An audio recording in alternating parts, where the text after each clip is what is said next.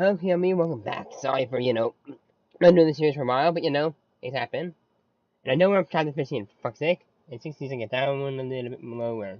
You know what I mean.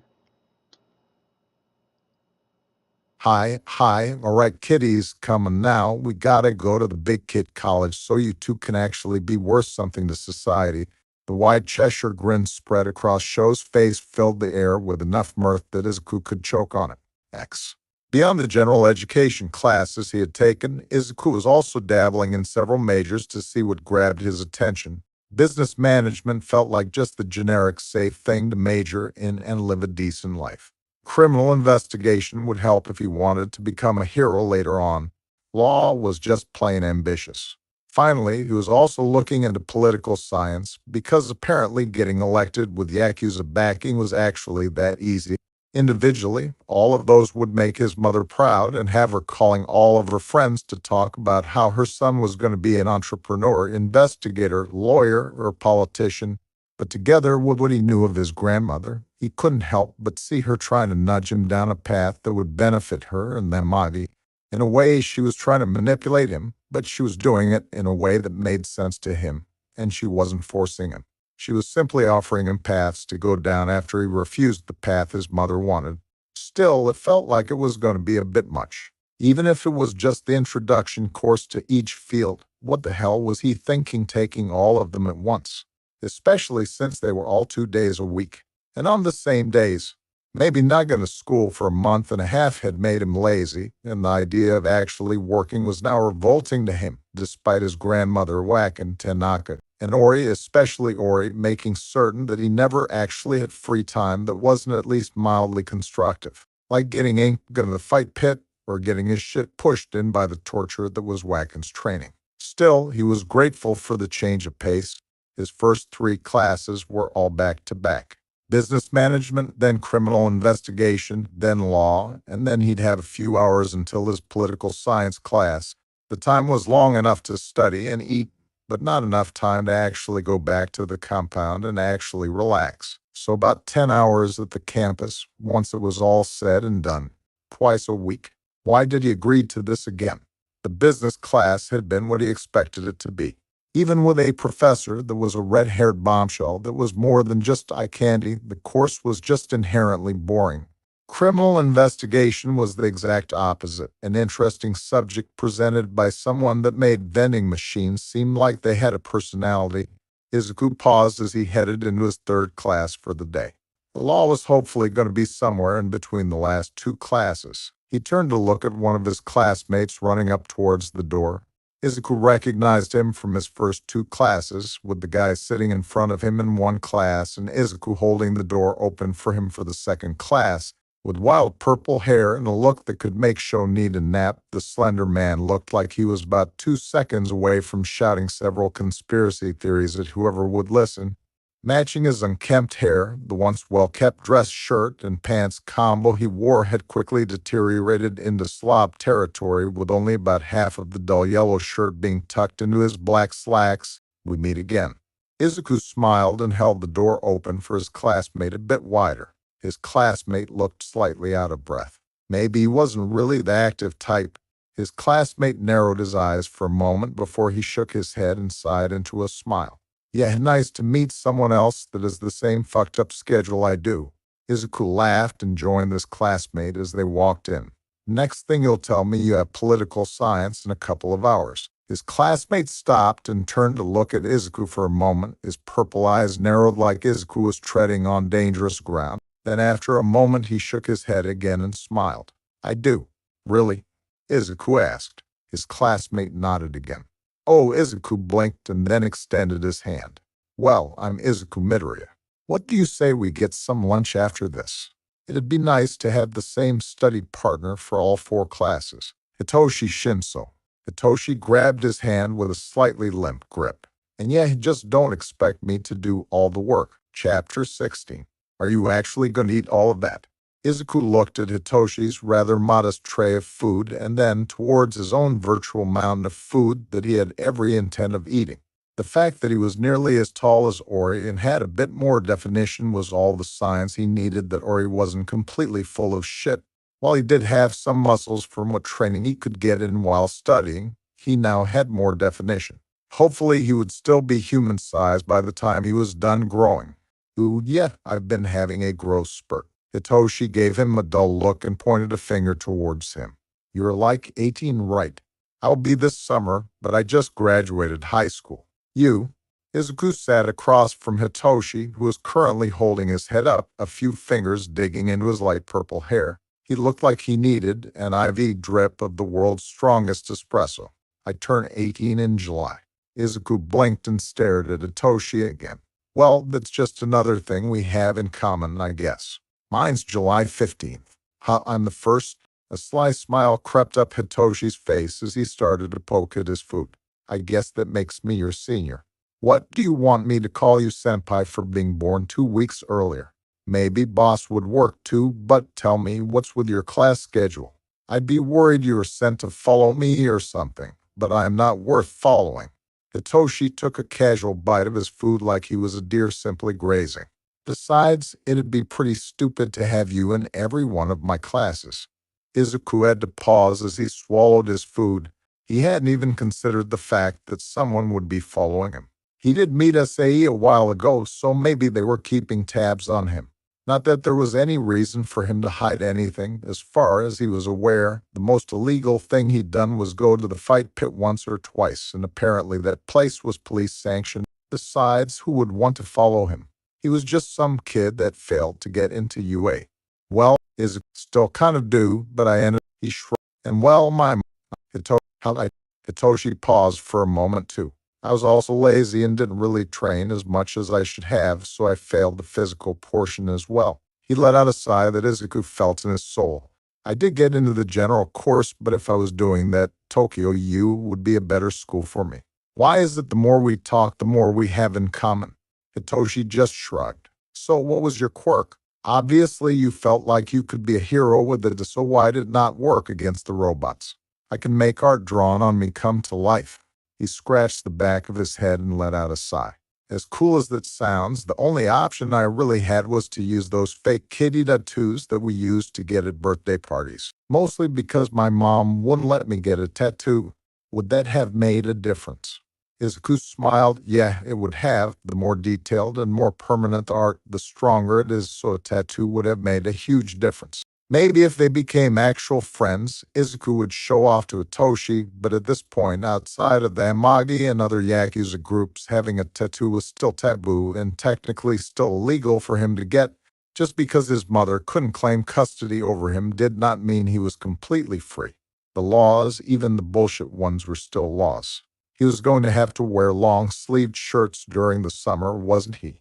Shame, that sounds like it would have been a powerful quirk. Are you planning on going through Tokyo U to get your license later? Hitoshi asked, still munching away at his food. Izuku could only shrug. He honestly didn't know at this point. I'm not sure, but maybe. My schedule is basically I don't know what I want to do with my life, so let's take a bunch of stuff and see what sticks. What about you? Aside from having a low kitty pop off my arm to fight criminals, it's pretty much the same. Hitoshi mumbled into his plate, his tired eyes locked with Izuku's. Though for me, there's some extra life stuff that's trying to push me in a dozen ways at once. So I'm not exactly sure what I'm supposed to be doing. And your quirk. A sly smile crept up Hitoshi's face as he finished the last bite of his food. It's called brainwash. Hitoshi's eyes widened and he smiled at Izuku. You're the first person that hasn't. Izuku nodded and extended his hand. Same, I can use someone sane in my life for once. Laughter escaped Hitoshi as he took Izuku's hand. Likewise. Dawa, that's cute, or his usually calm voice that always sounded like she was teasing him, nearly made him jump out of his skin when he saw her standing behind her with a great big goofy smile on her face. Her hair was pulled into a braided bun that was held in place by a paintbrush, and the formerly pristine surface of her cast now had 12.5 doodles on it. Are you two like BFFs now? Ooh, Hitoshi looked Ori up and down, then looked back towards Izuku in a grin that could match Ori's. This year, he's still trying to figure that part out. Ori beamed and wrapped her arm around Izuku's shoulder. Isn't that right, Izuku? Clearly, Hitoshi thought he was teasing Ori right back, but he was not aware of Ori's infinite stack of Uno reverse cards she kept between her tits, mostly debating if all your crazy is worth it. You've seen my tits, I am. Point all right, well, before this gets any more off track, Hitoshi, this is Ori Shizu, my friend. He guessed really it was hard to define what Ori was to him to a normal person. She's older than us and an art student. Ori, this is Hitoshi. He's in my class. All of them. Really? Ori looked between them and crinkled her nose up. That's weird. I didn't think anyone was as crazy as you in show, but I guess if it happens twice. Anyways, Izuku leaned back and looked Ori in her lone exposed blue eye. What's up? Were you looking for me? Oh, that's right. First, check your phone more often. What's the point of having a cute girl's number if you just ignore her? Ori poked him in the chest. And second, you remember that Stenhol Stain guy that almost killed us a while ago. Wait, what? Hitoshi's eyes went wide. You guys met Stain? Yeah, Ori waved or cast at him. Apparently Endeavor dealt with him. They're having a press conference about it now. X. Dealing with Endeavor was, in many ways, worse than dealing with Amagi. She had at least physically seen Hanabi smile, but Endeavor just had this annoyed expression that he was having to clean up someone else's mess, even though most heroes would have been happy to get some kind of extra coverage, especially for dealing with a high-priority target like Stain. The fact that Stain had been burnt to a pile of ashes that they could barely get a DNA sample of hadn't made things any easier. SAE let out a nervous squeak as she watched Endeavor take to the podium. The police chief had just introduced him, and now it was time for the hero's remarks. The choice to give Endeavor credit was simple. Among all active heroes in Tokyo, he was the only prominent one with a fire-based quirk, but now he was going to be labeled as someone that took justice too far. I would like to say I acted as a hero. Endeavor growled. The speech they had collaborated on crushed against the side of the podium as he gripped it with all his strength, but the simple answer is I was not. I was off duty when he attacked me. I fended off his attack and fought back. Ultimately, I was left with a choice: let Stain escape and risk letting him kill again, or take one life to save countless more. Endeavor let out a flame-filled breath and glared at the camera. I chose the latter. Cameras flashed and reporters buzzed. A pro hero had taken a life. It wasn't common, though it did happen from time to time, but for someone in the top 10 to do so was exceptionally rare. SAE bit her lip as she recalled her most recent sleepless night, in no small part due to this incident. Endeavor was a frightening man, more force of nature than actual human, and she could understand his frustration. He didn't want false credit. He didn't want to admit to doing something he didn't do. He didn't want to be part of some police cover-up. But at the end of the day, he agreed for more reasons than she would care to admit. Part of being the police liaison with the Amagi was knowing who they were. She could still remember the shock she felt when she saw the report, when she saw that name. Hanabi Todoroki, Endeavor's aunt, Chapter.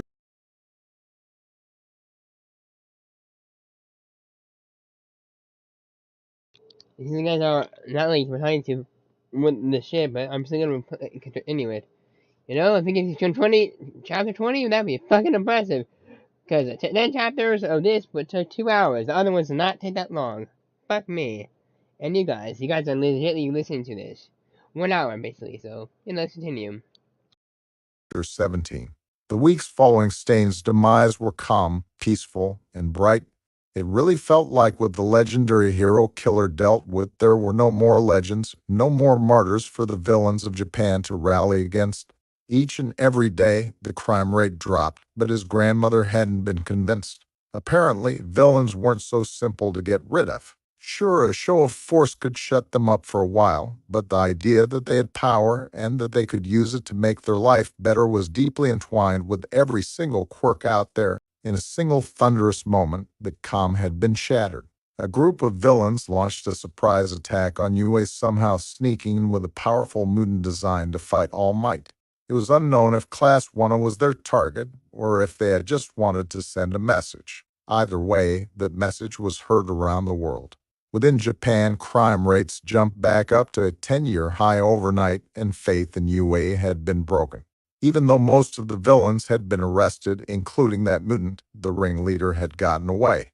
6 students had to be rushed to a hospital, and piss off Izuku, I don't need your sympathy. Oh, come on, I'm just here in case you need a shoulder to lean on. Hardy fucking har, how long did it take you to come up with that one? Hey, I'm just here in case you want to get a leg up on the competition. That's not fucking funny, you dweeb. I'll kick your ass. No, you won't. You want to fucking test me, dweeb? I'll still beat the shit out of you, missing leg or no. Katsuki Bakugo glared at Izuku with the deadliest glare he could muster. Now that's the Katsuki I know. Izuku clapped his hands and smiled, though it was hard. Katsuki had always been the strongest person he knew. If there was anyone that was going to make it as a hero, it was Katsuki. But now, Katsuki was effectively crippled. His left leg ended in a thick nub right where his thigh should have met his kneecap, and the rest of him was only slightly better off. He had a broken arm, bandages on his head, and probably a broken rib. Either way, Katsuki was fucked up. So Izuku leaned forward, his dress shirt tied across his back as he smiled. What are you going to do now? How the fuck did you end up in Tokyo when you asked dumb fucking questions like that? Katsuki groaned and flopped aggressively in his bed. My goal is still the same. I'm still going to become the #1 hero, even without a leg.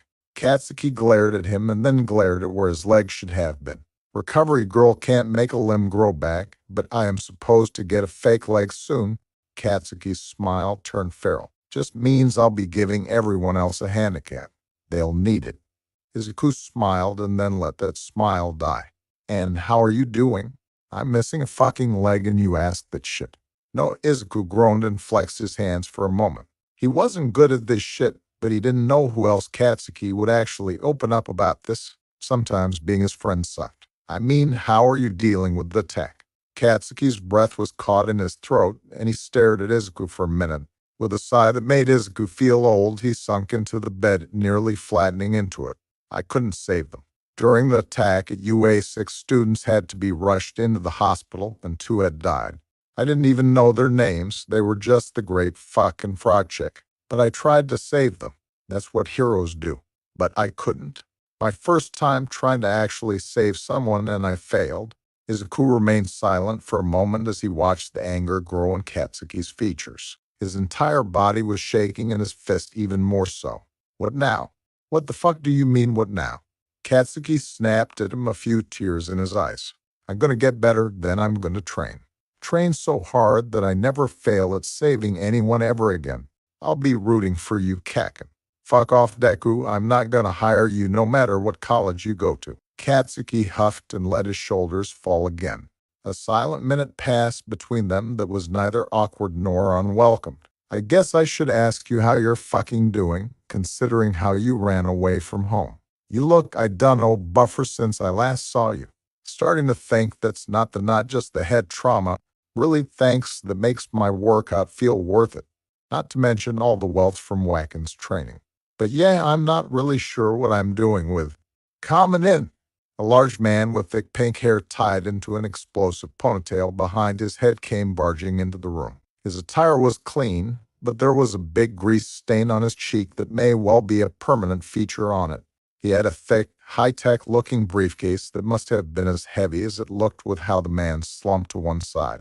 He closed the door and knocked on it like someone had explained to him what the social norm for entering a room was backward. Yo, this is Katsuki Baku.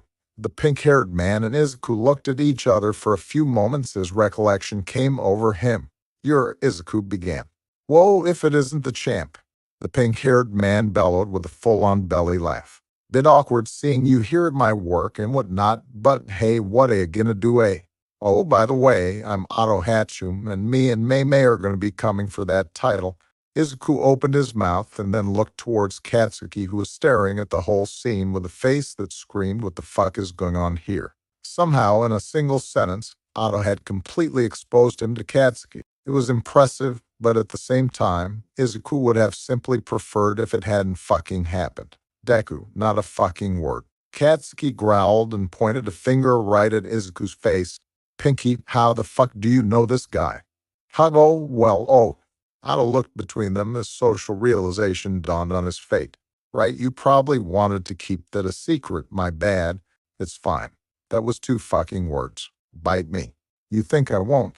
Izuku had no doubt that if pressed, Katsuki would in fact bite the ever-living shit out of him.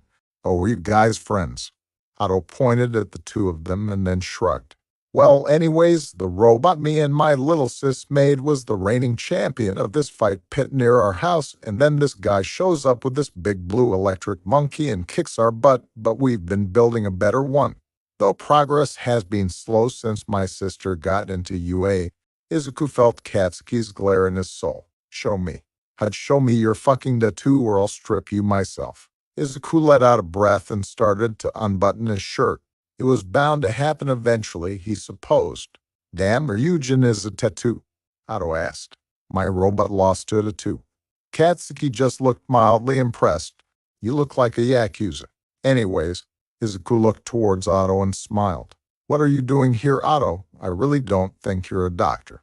Oh, I'm not. I dropped out of middle school. Otto walked over to the other side of bed and held out his briefcase. A set of legs shot down from it, allowing it to stand as it slowly unfolded into a larger computer with a keyboard that was far too large to be practical. Oh, Katsuki looked taken aback. Really? Yeah, Otto grabbed onto his right arm just above the elbow and began peeling the skin off like a glove, revealing the complicated machinery just beneath it.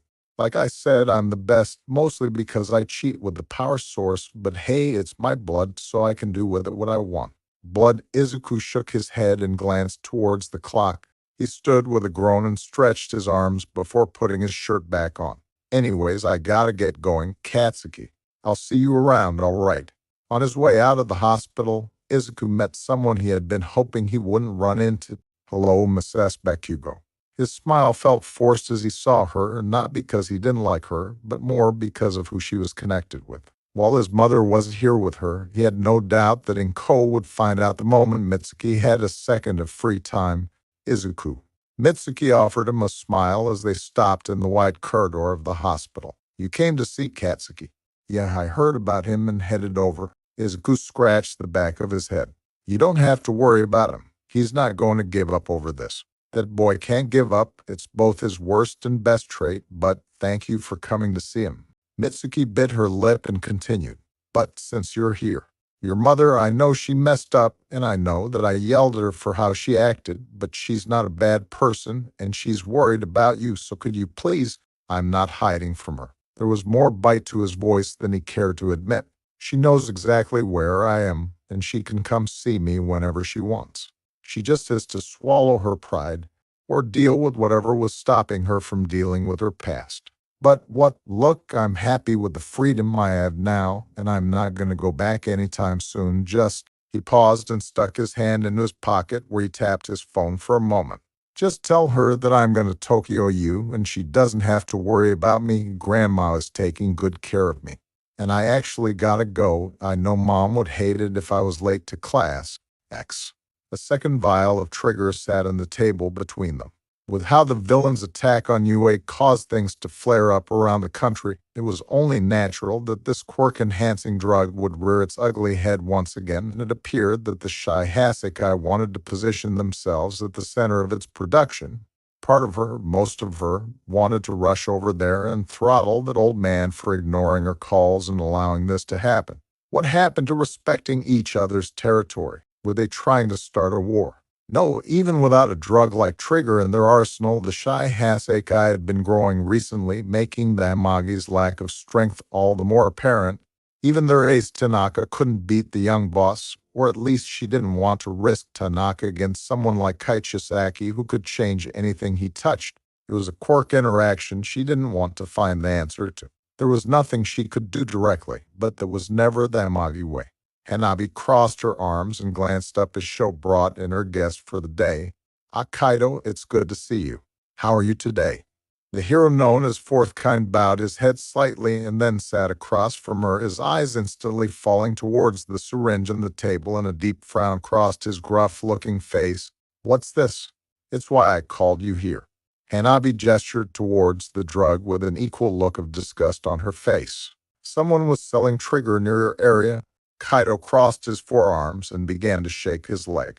I've been trying to locate their supplier for a while, but it's impossible for me or my psychics to get close since we stand out too much. And with the recent uptick in crime, I barely managed to find the time to come see you. The Amagi was in the same boat. It was hard enough to keep villains under control when they weren't whipped up into a frenzy over a couple of students being killed at UA. Had triggered the mix, and it was starting to look like those dark ages again. I understand that's why we should work together on this to remove the drug from our area. What do you suggest? Kaido asked, tapping his finger on the table. Tanaka stands out more than I do, and everyone knows he enforces your will. Tanaka is part of the deal, but more for insurance. Hanabi frowned and bit her lip for a moment. She didn't want to speak for Izuku like this, but this was something he would need to do for her. Still, it was too much to put him in a situation with this much risk. You've seen the heavyweight champion, right?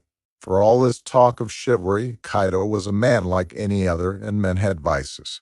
Kaido's happened to be his fondness of the oldest sport in the world, fighting. He nodded. I am. He's the giant ape, right? Eugen? Part of it, yes. Hanabi smiled as the plan she had been mulling over all day began to formulate in her head. We're going to be using Izuku's title as the champion to make him seem like a desperate buyer. That should get us in. Kaido tapped his chin with one of his hands and nodded. That does seem likely. However, are you certain you want to put your grandson at risk like that? If this is too much for him, then he may well be swallowed whole by the future. Chapter 18. Guys, I didn't mean more than enough for fuck's sake. My God, like literally.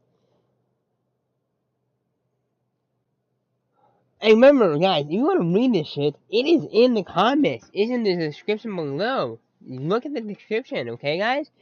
All this stuff is in the description below. Go do it. If you want to read it, do it.